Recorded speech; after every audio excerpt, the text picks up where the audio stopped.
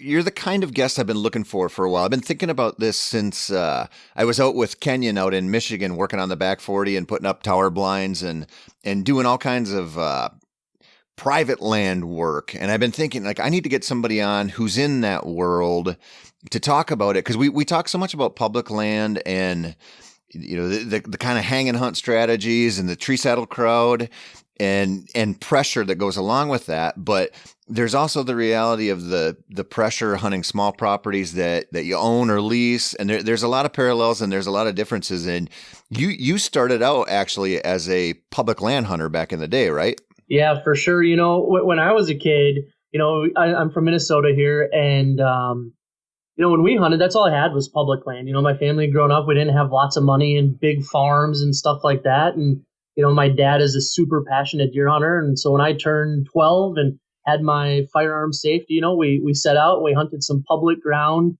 up near Mille Lacs Lake, which is super popular public ground up there. And it was like, year after year for the first, 10 years of my deer hunting life, I guess, we're hunting this public ground, and it's like you'd go in somewhere and there'd be people in the stand. So you'd walk another 100 yards and then there's more people. And my dad actually had the misfortune of having a work injury when I was younger. So he kind of always had to hunt somewhat close to the road or close to the car. He couldn't walk real far in. A lot of times just sat on a bucket on the side of the road, in the years when he even had a cast on and that kind of stuff.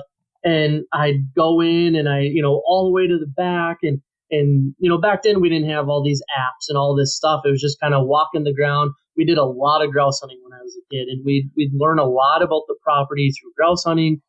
But at the end of the day, there was so many people. And I remember even, telling my mom some of the stories, and she was like, man, you guys got to get off that public ground. It's dangerous. And then, I spent my whole life growing up saying someday I'm going to own my own property. I'm going to find a way to have my own property and do whatever it takes to get there, So I kind of went backwards from some people where, I started on public ground and I did have some success. And I even, as a young guy, had a few big bucks and stuff like that I was able to find on public ground. And, which helps me today, I think, even hunting my private land, really. And I think sometimes I was kind of joking about it with a buddy of mine yesterday, because youth season is coming up this weekend in Minnesota. And it's like, you got all these young kids nowadays, right? My daughter's 1 year out of being able to go on the youth season. And it's like, they get to go out before anybody else. The weather is nice. A lot of these kids are sitting over food plots, which there wasn't food plots when I was a kid. There wasn't box stands with heaters and all that kind of stuff.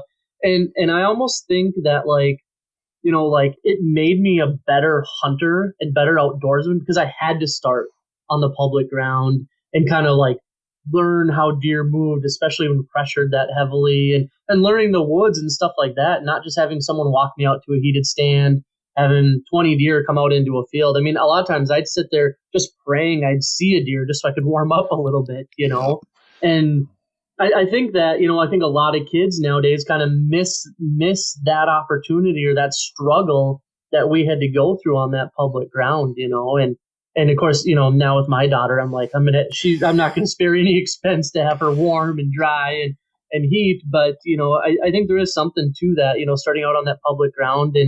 And I think some of the best hunters that are out there nowadays, they're people that are hunting this public ground. I mean, of how much harder you have to work, And of course, deer hunting, we constantly do this. Well, you do this and then this happens. But sometimes if you do this, this happens. And so, with that being said, just because you own a 500-acre farm, 100-acre farm, 40-acre farm, I mean, you still at the end of the day got to kill a buck.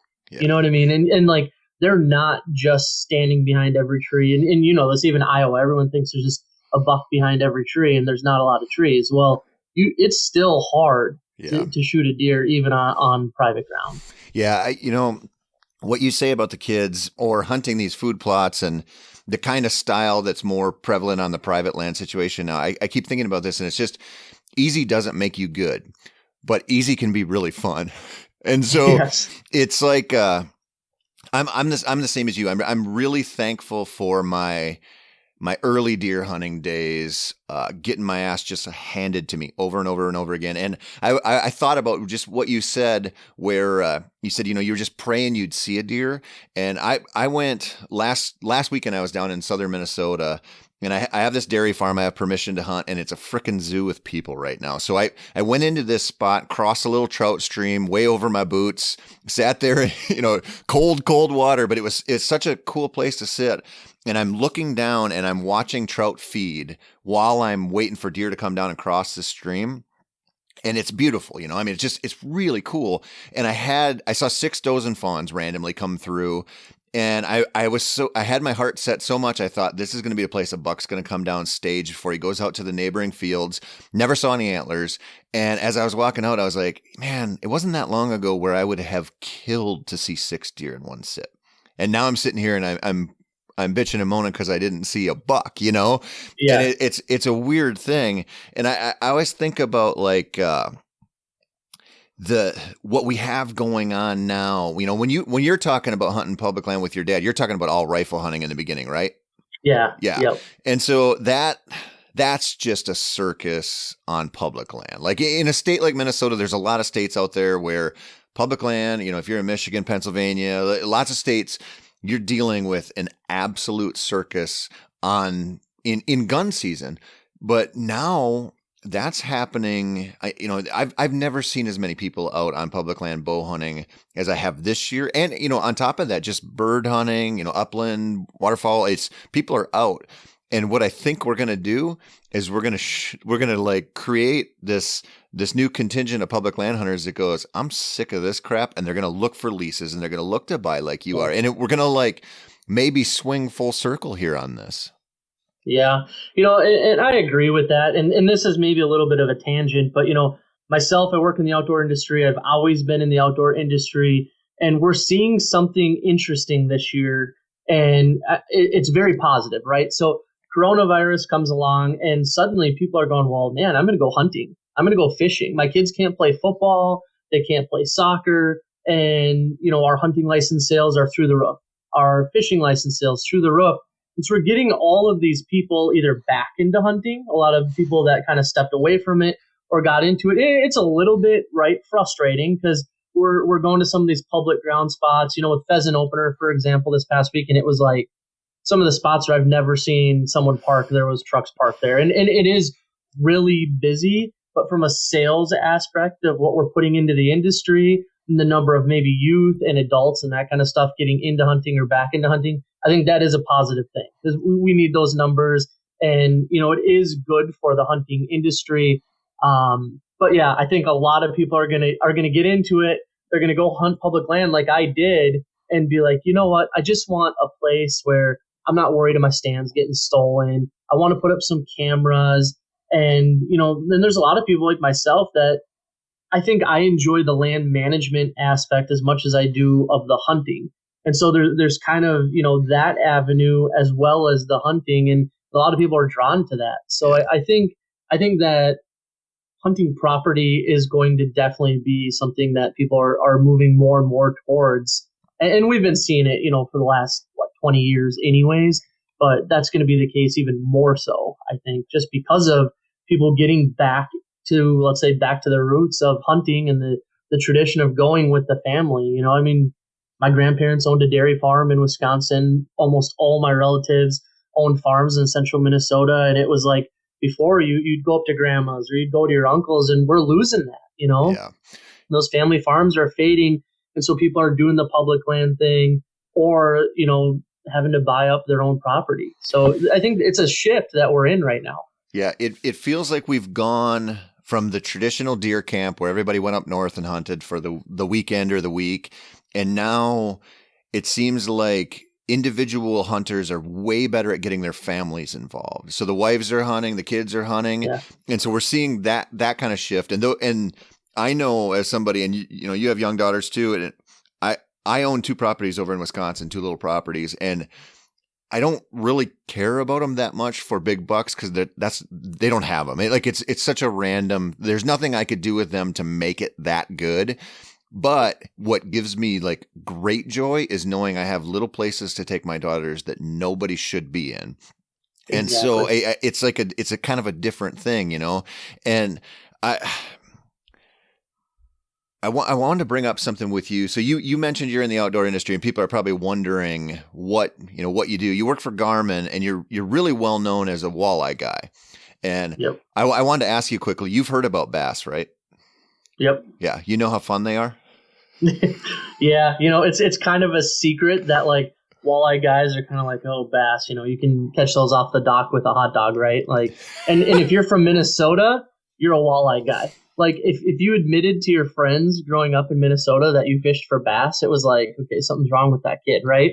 But that's a big shift. There's a lot of bass fishermen in Minnesota, and especially like look at the smallmouth fishing we have. I mean, how can you not love smallmouth fishing? And for me, like being a walleye guy in college and growing up, it was great, right? But then I got, kids and kind of settled down and realized, well, I can't drive 3 hours to go fishing all the time. Started fishing around home here. And there's some amazing bass fishing around the Twin Cities. Yeah. And so, and I fished, I've fished local leagues and I've done different things myself. So I'm a secret closet bass fisherman as well. But yeah.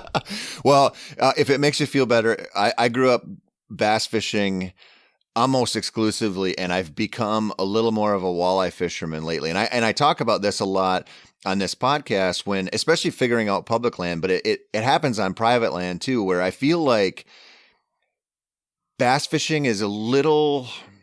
It happens in a shallower world generally, so it's a little bit easier to figure out a lot of times. Mm-hmm. But walleye fishing happens. It reminds me of trying to figure out deer, and where like deer relate to structure, and if they're out in the CRP and there's one cottonwood out there, they're going to go past that. It's walleyes, and they, the way they travel on benches and stuff. It feels like there's so many parallels. And what I know is, I know some guys who are really good at figuring out walleyes, who are really good at figuring out deer. And I'll never forget, you and I had a mutual friend, Tommy Scarless, who just passed away. And, I met Tommy way back in the day fishing bass tournaments. And, he was so successful and such a good guy. And I'll never forget, Iowa guy who loved to bow hunt too.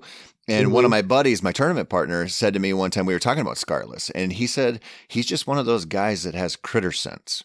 He's one of those guys who can figure out fish. He can figure out animals. And I was like, it's such a dumb, simple thing, but it's so true. Some people have that. And I see your stuff out there and, doing stuff with Steve Panaz and these other guys. And I go, this is a guy who just knows how to figure out wild critters. Well, and that's the thing about walleye fishing. And so there's some new formats of walleye fishing too, where you catch, photo, release, right? And so I did a lot of work with that one. And through work, we kind of sponsor that series. And it's very similar to whitetail hunting. So you need 5 fish and you need 5 big fish. So we can go over here to the food plot, right, and see all these does and yearlings, but that doesn't do us any good or isn't necessarily what we're looking for. When you're looking for 5 specific fish, you're almost like breaking everything down and you're hunting individual fish. And that's something like Tommy was especially good at this, and even Mark Hortz and some of these big name walleye guys. They're very good deer hunters. They're very good walleye fishermen because they go after that one fish and they know, like, okay, he's going to set up here. He's going to set up here. And when he comes in to feed or he comes in, for the right time, I'm going to, hit him at this pinch point, and they catch those fish. And that's really what it's about. And, public hunting especially, I think we're like, you're looking at aerial photos, you're doing your scouting, and you're finding those spots where you're just upping your odds. And I think that's what really gets a lot of the walleye fishermen, that are also great deer hunters. Mm-hmm. Yeah, and it's just challenge. I mean, you're challenging yourself to figure out new stuff. And I see this, it would be like talking about the fishing analogy. Like fishing a tournament would force you to do that, right? Like where are the big ones? Where can I put together a 5 fish limit that's a good one, not just your run of the mill 18 inchers. And when you're talking about that, like that is like public land hunting, and then you think, okay, well, I'm going to just have a private spot, and I'm going to have permission on this awesome farm, or I'm going to create my own thing. And the lesson that I got recently hunting that farm in southeastern Minnesota was, if I hunt this like I think it's going to be easy, I don't do very well. And if I go in and I'm like, okay, the sign's here, I'm going to hang and hunt here, or I start thinking about it in the same way that I think about public land hunting, my hunts go a hell of a lot better. It's like a mental thing, right? Like, when you go fishing, it's really easy to go to that spot where you can catch a lot, but it's Yeah. really hard to go where you won't catch a lot, but you're going to get the right bites and the big ones. And it feels like deer hunting is so similar. It is. And then that's the thing about hunting smart. And like for myself, like, I've been fairly successful. I haven't shot any, like, I shot, one booner and a lot of like nice Minnesota bucks, right? And I think part of like my success, yeah, I'm hunting some nice properties, but I do that same thing where I go, it's like the fishing thing, right? So it doesn't matter if, right now the guys are out on Lake Erie and the wind is nasty, but someone is going to catch those fish. And I've fished, tournaments where it's just flat calm and it's sunny day and like they're not supposed to bite, but someone is going to catch them and they always are going to catch them good, right? So you're going to have that first few teams that always catch them good, and then it might fall off from there, or you have tournaments that are good where everybody caught them, but somebody always figures it out. And so when you go into your farm or you go into your public land or your lease or whatever it is, and you hunt it knowing like, yeah, the buck might not be moving today as much as he will be on November 5th or 6th, but that buck's going to move today. I have to always have that sort of mentality. And myself, I'm scared of heights. I'm a little bit overweight. And so hunting, 6 feet off the ground and not real far in, I have to find a way to be successful with those limitations. And it's like going in, always thinking like, I have to go where they're going to move, or I have to kind of figure that out. And even on my private land, like that's how I've done it.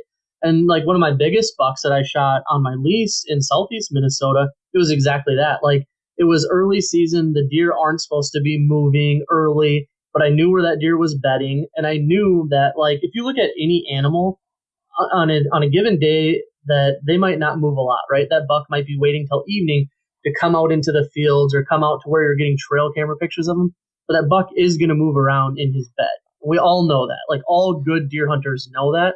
And that's exactly what I did is I caught that buck moving from his bed, kind of readjusting to another spot where he bedded. The rest was going to bed the rest of the afternoon before going out into that field that evening. And, other than my rut bucks, a lot of my October lull bucks have been because of that, because I get aggressive and, just really kind of trying to think that they are going to move. Even if everything tells me they're not, they are going to move. And I think you have to have that mentality to be successful.